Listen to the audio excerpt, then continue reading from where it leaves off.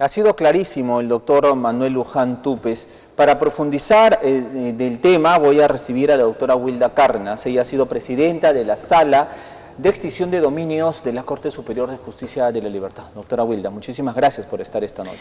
Muy buenas noches, amigo Carlos Urcia. Aquí para de repente reforzar o esclarecer el significado, la trascendencia para el país de la Ley de Extinción de Dominio. Empecemos por lo básico, porque tal vez el televidente escuche esta palabra, extinción de dominio, y no la ve cercana. Explíquenos en sencillo, ¿de qué trata esta ley? ¿Qué busca esta ley? Bien, la extinción de dominio, en primer lugar, no es una sanción. Es una consecuencia patrimonial y real. ¿Por qué decimos real? Porque tiene que ver con bienes.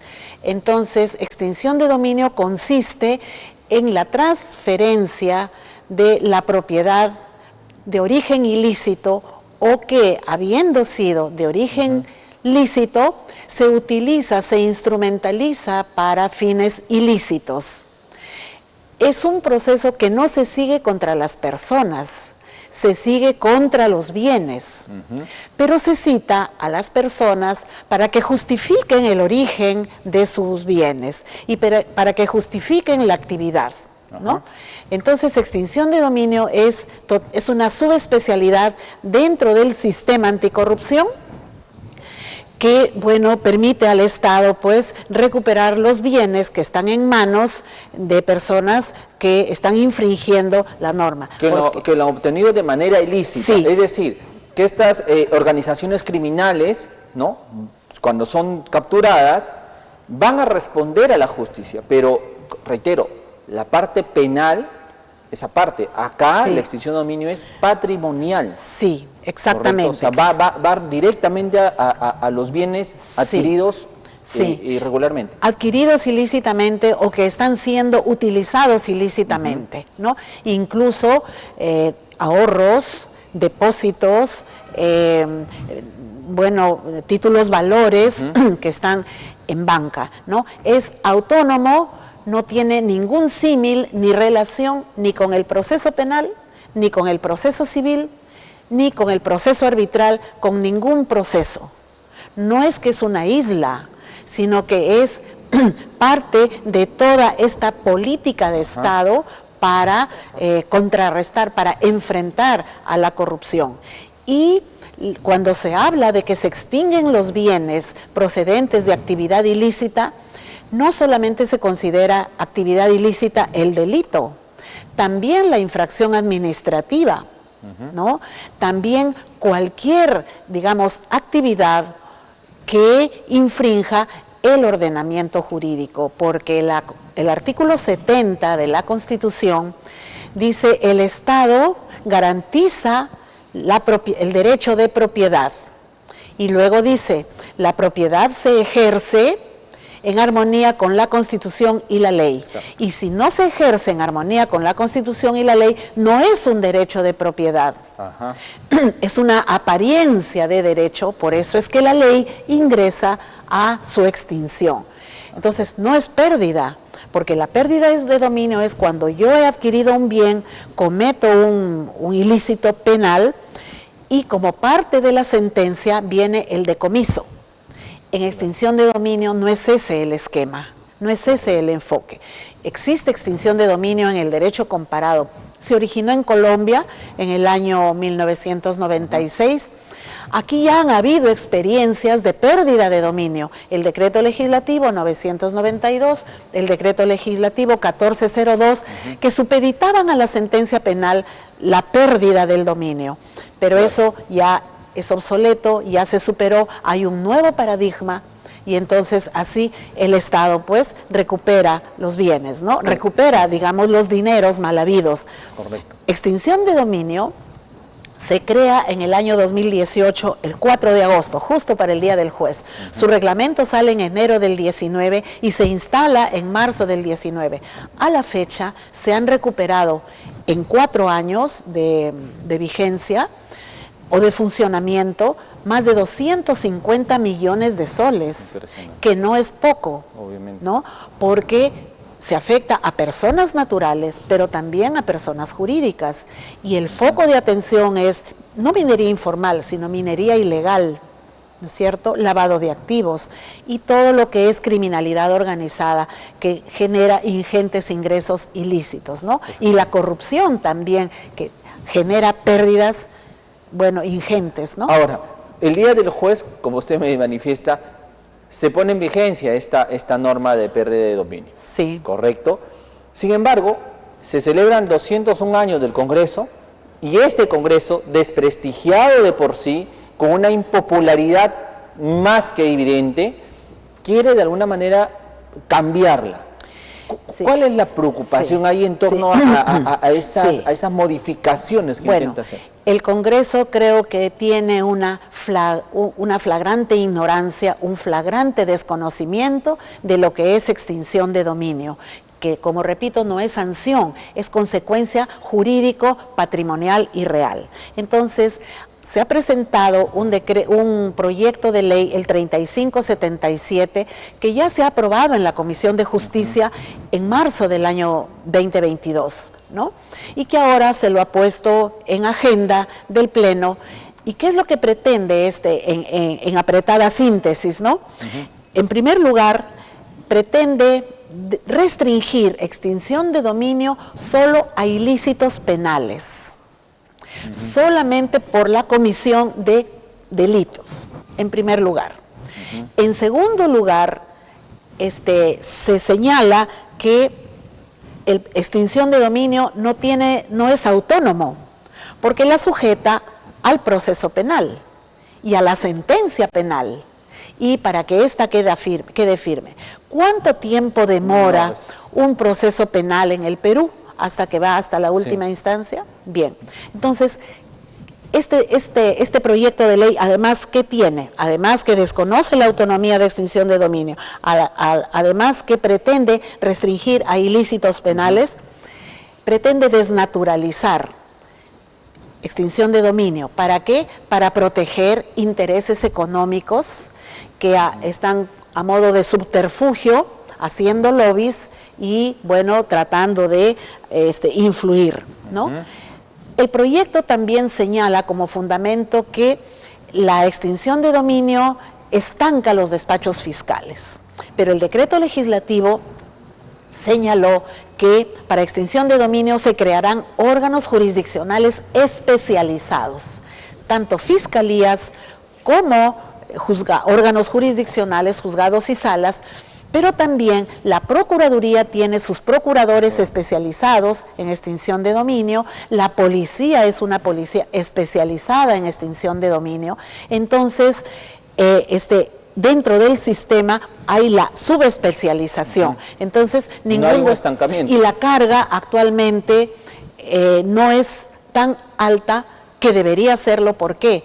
Porque no se asignan los recursos precisamente para que se desarrolle este proceso. Tiene dos etapas: la indagación patrimonial a cargo del fiscal, la policía, la procuraduría, y la etapa jurisdiccional, que ya es la declaración de la extinción de dominio, ¿no? Ahora, podríamos decir que el Congreso, y hago la pregunta tal cual, con estas modificaciones que pretende hacer a esta norma de extinción de dominio, simplemente no solo es debilitar el procedimiento, sino también es curarse en salud, es decir, avalar la corrupción y la criminalidad organizada en el país. Por supuesto. Primero, que es un retroceso. Ya hemos avanzado. Colombia, Panamá, Costa Rica, los países europeos tienen extinción de dominio autónomo sin que tenga nada que ver con el proceso penal. El Perú, pese a que tiene tan corta existencia, es líder en todos los ámbitos en extinción de dominio, tal vez en el mundo. El doctor Manuel Luján Túpez, cuando estuvo en funciones aquí en La Libertad, ¿no? Era un integrante de la sala, él ha viajado, ha expuesto el significado, la trascendencia, lo que implica para la sociedad y para el Estado, extinción de dominio. Pero también, si se distorsiona, si se desnaturaliza extinción de dominio, el Estado y la sociedad va a perder muchísimo, porque ¿cuál es el destino de los bienes extinguidos? El PRONAVI, y el PRONAVI los adjudica a los centros poblados menores, a los centros municipales, a los gobiernos locales, pero centros menores, ¿no? A las instituciones que desarrollan políticas públicas. Claro, o sea, todo ¿no? ese bien mal habido, mal obtenido, o instrumentalizado, criminalidad, corrupción, el cual no existe en realidad, porque algo que nace ilegalmente no existe para el Estado, fácil. Algo no tiene efecto jurídico. Exactamente, no existe para el Estado algo que nace ilegalmente y por lo tanto no le pertenece y el Estado simplemente lo adjudica.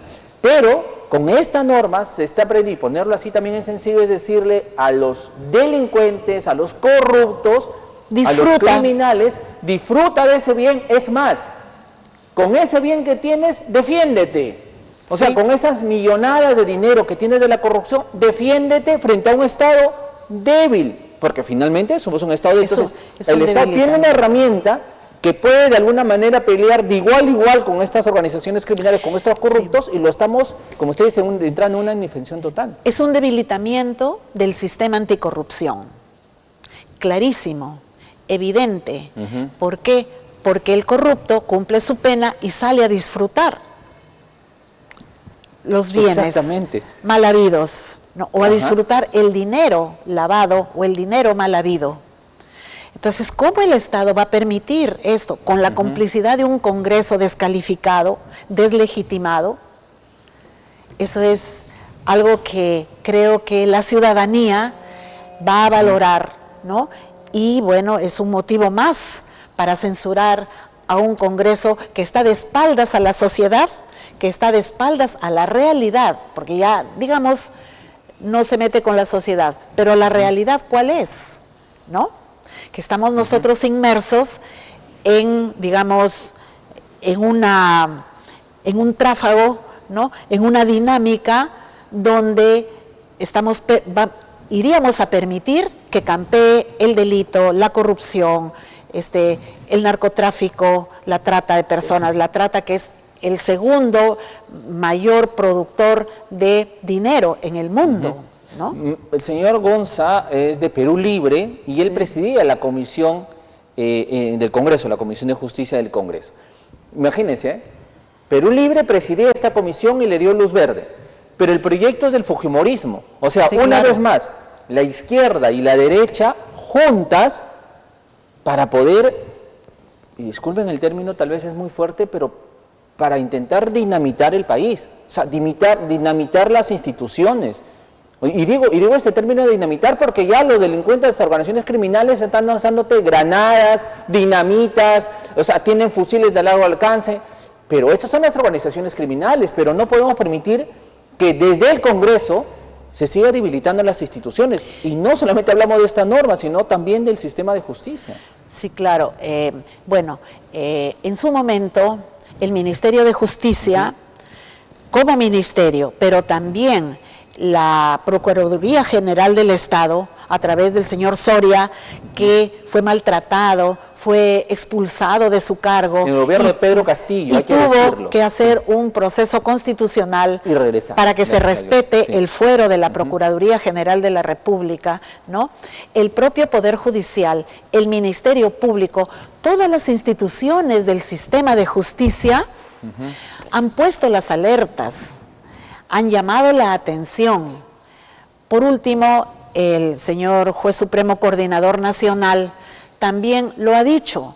Yo creo que él ha sido muy alturado, tal vez a lo mejor pudo ser un poco más frontal, pero no se busca el enfrentamiento, se busca generar consensos para ir hacia adelante, no para retroceder en el sistema jurídico del país. Efectivamente, justamente la Procuraduría General de la República ha emitido un comunicado, y lo tenemos en pantalla, un comunicado que también ha sido contundente, ¿no? Sistema de extinción de dominio en peligro por inminente aprobación de ley del Congreso de la República.